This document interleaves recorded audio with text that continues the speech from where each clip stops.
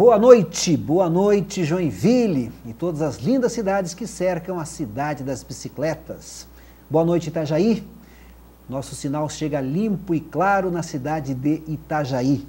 Aliás, aonde se formou ou iniciou a TV Brasil Esperança. E também uma boa noite a todas as cidades que cercam essa linda cidade de Itajaí. Pois é, gente, tem algumas pessoas que marcam por suas ações, ações em prol principalmente da sociedade, da comunidade. Passam o dia inteiro intercedendo de alguma forma para ajudar a comunidade e as pessoas. E hoje vou ter a oportunidade de conversar com o representante do Ministério Público, que passa o dia todo intervindo em prol da comunidade e das pessoas. Boa noite, doutor Genivaldo da Silva. Boa noite, Marco. Boa noite aos telespectadores. É um prazer estar aqui novamente com vocês para trocar algumas ideias. Doutor Genivaldo é há quanto tempo já promotor, representante do Ministério Público? Eu assumi a promotoria aqui no estado de Santa Catarina em 1986. Você é de Maringá, né? Maringá, norte do Paraná, cidade Canção. Cidade Canção. Aliás, a propósito, uma linda cidade. Plana. Muito verde. Verde, plana, bem traçada. O doutor Genivaldo também é professor, e diga-se de passagem, um ótimo professor. Nunca fui aluno dele, mas gostaria de ter sido, até porque os alunos comentam e comentam muito bem. Esse negócio de dar aula é uma cachaça, doutor Genivaldo. A aula é uma cachaça, depois que começa não estou realmente... lhe chamando de alcoólatra, bem entendido. Alcoólatra pedagógico, vamos dizer assim, então, né? Não tem como a gente parar de jeito nenhum. É gostoso, faz bem. E eu acho que a comunidade acadêmica, os alunos principalmente, eles precisam de alguém com uma certa cancha, uma certa experiência, que consiga passar para ele algumas ideias que nós temos. O conhecimento não pode ficar fechado em uma pessoa, tem que ser socializado.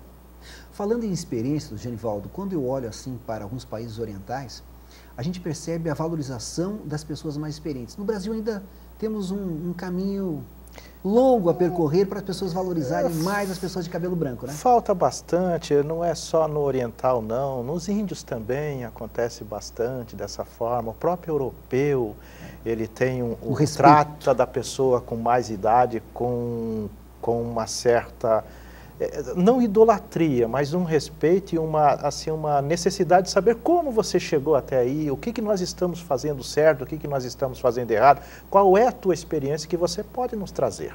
Claro.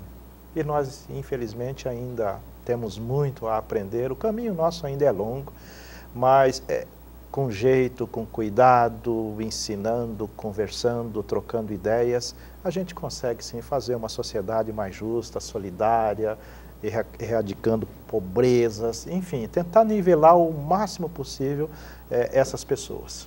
Voltando no tempo, doutor Genivaldo, coisa de 15 anos, a gente encontrava um Ministério Público não tão atuante como hoje, um pouco acanhado, de repente até sem saber exatamente aonde ficar.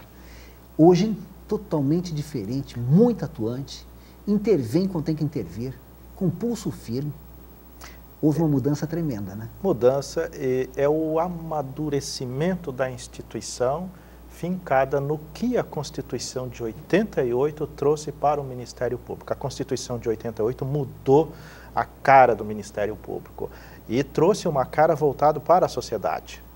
E isso foi um rompimento com a estrutura antiga do Ministério Público, que era somente perseguir criminosos, somente ajuizar a ação penal, somente denunciar, só o Tribunal do Júri. Então, focou o Ministério Público na defesa da sociedade como um todo, principalmente nas ações civis públicas relativas a meio ambiente, consumidor, claro, moralidade administrativa. E essa mudança o próprio Ministério Público sentiu.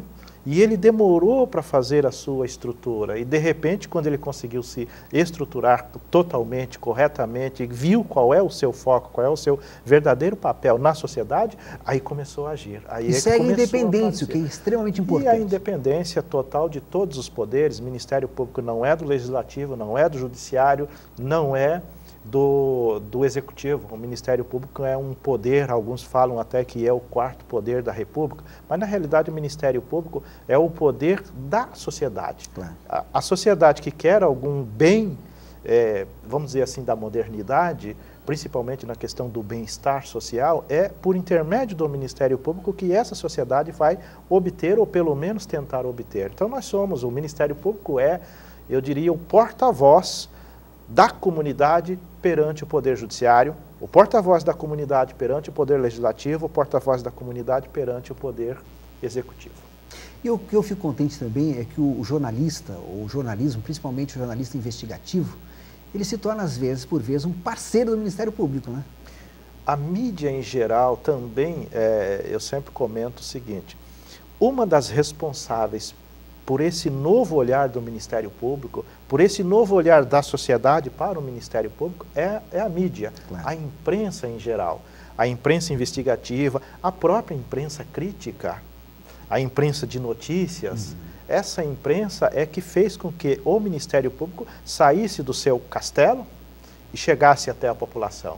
Essa imprensa é que fez com que a população que estivesse espalhada por uma gama territorial, inclusive, visse o Ministério Público e conseguisse chegar até o Ministério Público. O que é muito positivo. Conhecesse o Ministério Público. Então não basta ter o Ministério Público para a sociedade se a sociedade não conhece. Claro. Quem é que faz com que seja conhecida?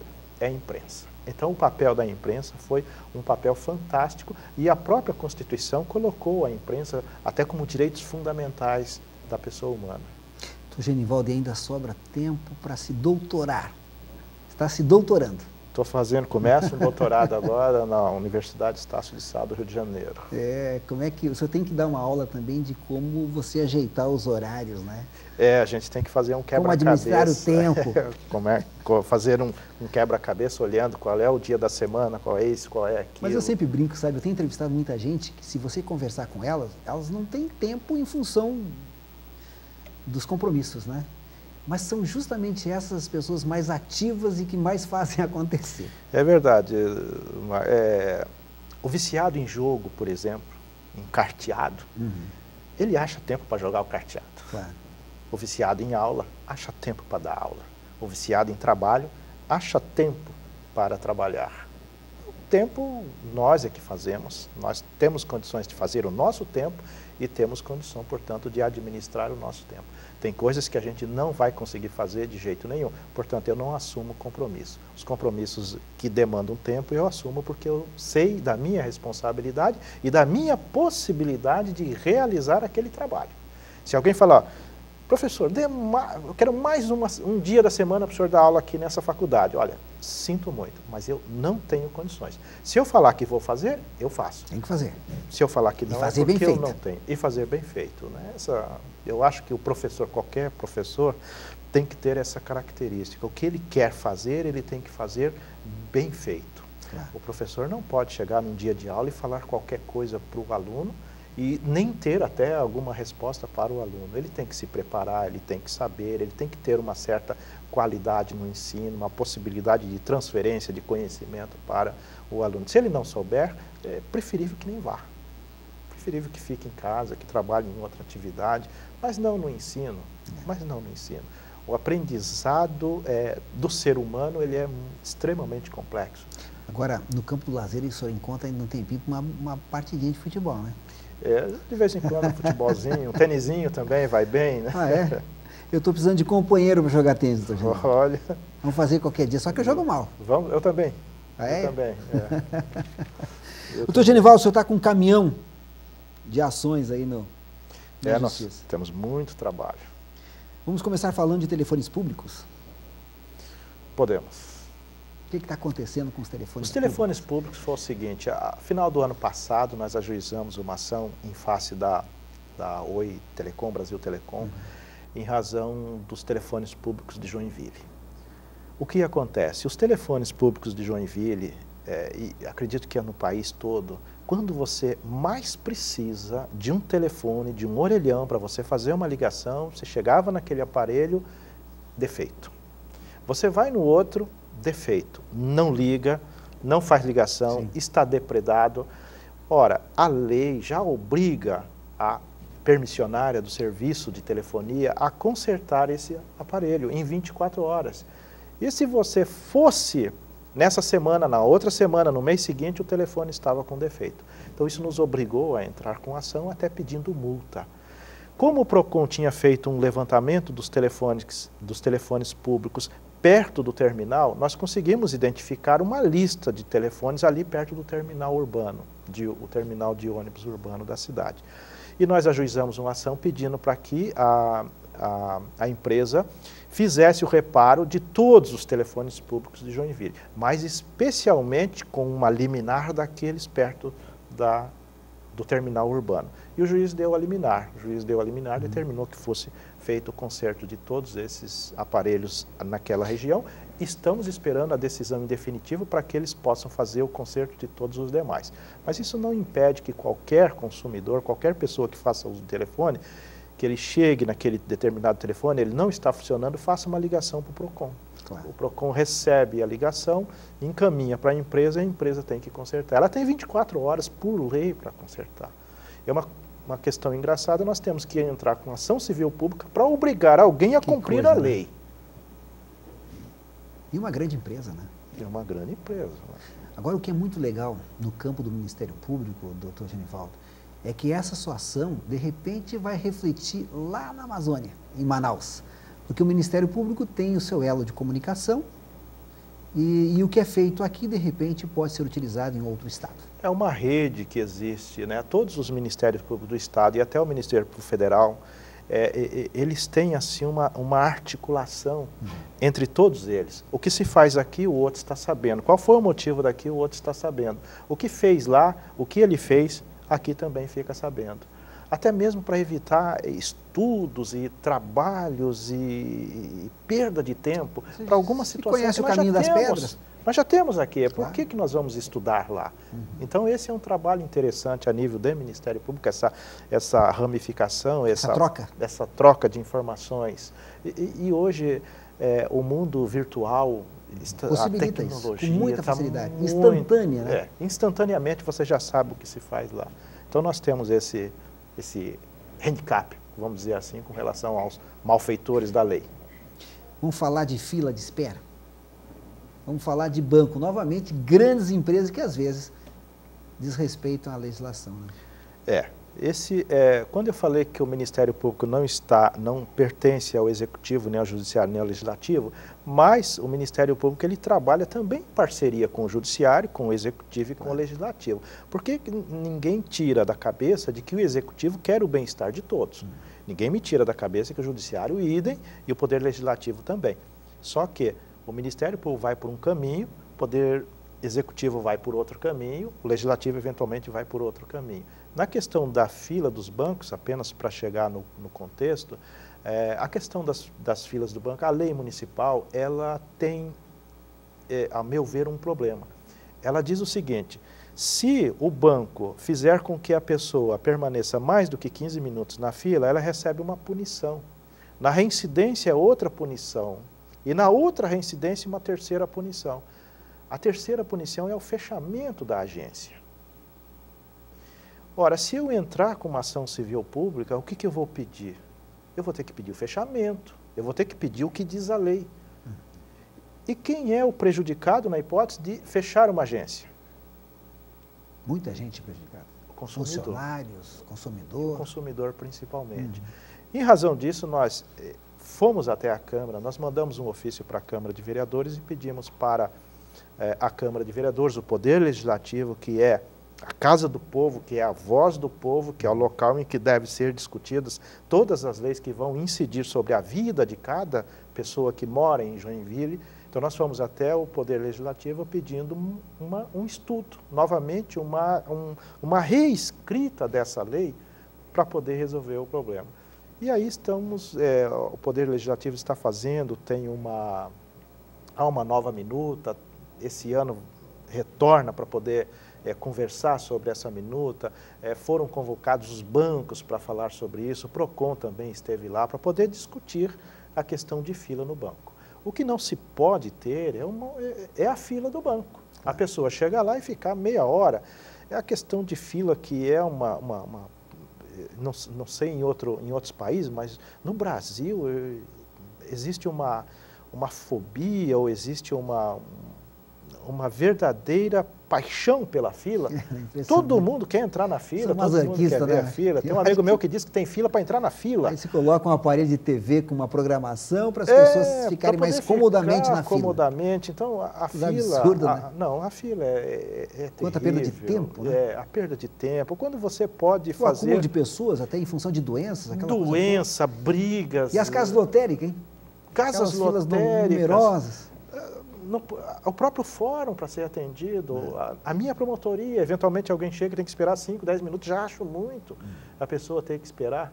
Então, a questão da demora, da espera, é angustiante para a pessoa. Nós temos que mudar essa cultura, né? A cultura da fila. A cultura da fila tem que ser mudada, né? Eu vi uma vez, lá no Parque do Beto Carreiro, pessoas que têm um brinquedo... No Rio Grande do Sul, às vezes, ao invés de falar fila, eles falam bicha. É português, né? É português, né? É origem portuguesa, né? A bicha. Né? O pessoal gosta da bicha, então, né? Então, vejam bem, ali você tem um brinquedo que ele é de grande afluxo. O que acontece? Quando você ingressa no parque, tem o seu ingresso, você faz parte de um grupo que aquele brinquedo estará disponível para você entre 3 e 4 horas. Sim. Então, você não precisa chegar lá 1 hora e ficar na fila para entrar às 4. Então, a gente tem que mudar, procurar algumas alternativas para acabar com a fila. Nós não tem podemos. Como, né? Tem, é perfeitamente possível. De maneira inteligente dá para resolver muita coisa. É perfeitamente possível.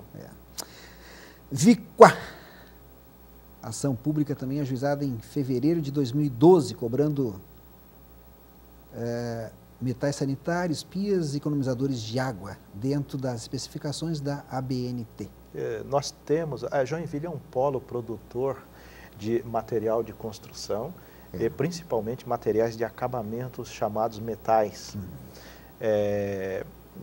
Quando essas empresas vendem esses aparelhos, existe uma associação a nível nacional que ela faz um trabalho de pesquisa e de fiscalização em todo o país com relação ao fabrico desse material. E essa associação ela acaba adquirindo e manda para um laboratório para fazer os exames, metrologia daquele aparelho.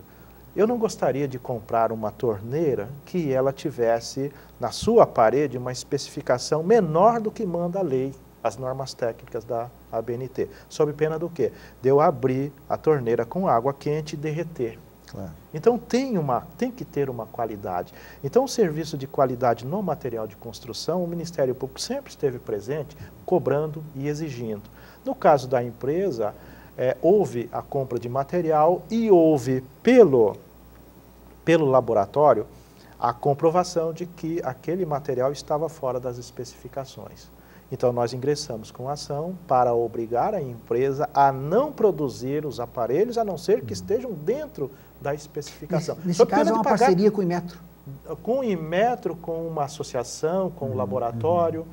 Todas essas pessoas elas são chamadas para poder fazer uma espécie de grupo que vai atuar em cima de um determinado fator, de uma determinada situação. Muito bacana. MRV, ajuizada a ação civil pública em fevereiro de 2012 também para responsabilizar a empresa por danos ao consumidor em razão do atraso na entrega de imóveis pela empresa construída. Construtora. Construtora. Nós não estamos falando, ou pelo menos ainda não estamos falando, em qualidade de construção. Estamos falando em atraso na entrega originariamente prevista para aquela obra. Mas não é qualquer obra. E eu não vou fazer isso com um edifício de alto luxo, mesmo que tenha 10, 20 consumidores. Eu vou fazer isso aí com relação a pessoas que adquirem aqueles apartamentos para a classe menos favorecida pela sorte, principalmente quando entra naquele programa Minha Casa, Minha Vida. Claro. Porque aquelas pessoas, elas investem todo o patrimônio que elas amealharam ao longo do tempo na entrada do apartamento. E o Ministério Público está atento para esse tipo de coisa, quando se trata da população mais carente, mais fragilizada. É essa pessoa que, até pelo princípio da vulnerabilidade que tem no Código de Defesa do Consumidor, é esse público que o que mais precisa da ação do Ministério Público. O Ministério Público ele tem que pensar que ele tem que ser o anjo da guarda dessas pessoas. E essas pessoas que não conseguem, às vezes, nem buscar os seus direitos. Tem pessoas que não sabem que têm direito, Tem pessoa que sabe que tem direito, mas não sabe como buscar o seu direito. E tem pessoa que sabe que tem direito, sabe como buscar os direitos, mas ela é impedida por determinados fatores de buscar o seu direito. Uma pessoa sabe que tem direito a ir ao fórum e reclamar de alguma coisa, mas às vezes ela não tem nem o dinheiro para pagar o ônibus para ir até lá. Isso é muito preocupante para uma sociedade nossa que está muito desnivelada, está muito desigual. Legal, o nosso bate-papo foi muito bacana, doutor Genivaldo. Teria uma série de outras coisas que vocês estão fazendo, ações que estão em curso, por exemplo, instalação do sistema de gás na construção civil, isso aí prevendo acidentes, né? Exatamente. E até porque existe uma legislação que estabelece e determina. Nós temos uma reclamação de uma pessoa que comentou, e a gente está investigando se procede essa informação ou não, no sentido de que o gás, quando é colocado na parede, as tubulações, quando elas viram, elas têm que ter um cotovelo, tem que ter uma luva para colocar. Há uma reclamação no sentido de que as pessoas não estão fazendo isso, eles estão pegando um cano reto, soldando com maçarico, dobrando no muro e colocando lá. Ora, na parede, depois coloca a cobertura, o reboco, futuramente aquele material que perdeu a sua consistência, que perdeu a sua originalidade, o que vai acontecer com esse material ao longo do tempo? Poderá rachar e o gás poderá sair por ali, espalhar pelas paredes de um prédio, e isso o que pode acontecer? Incêndio.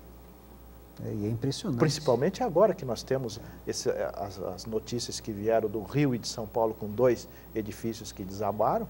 Então essa tem que ser uma preocupação constante com o Ministério Público com relação à garantia e à qualidade na construção civil, principalmente com prédios. Doutor Genivaldo, é uma pena que nosso tempo terminou, mas sempre é um prazer enorme conversar com esse representante do Ministério Público, né, por tudo que tem feito por nossa sociedade.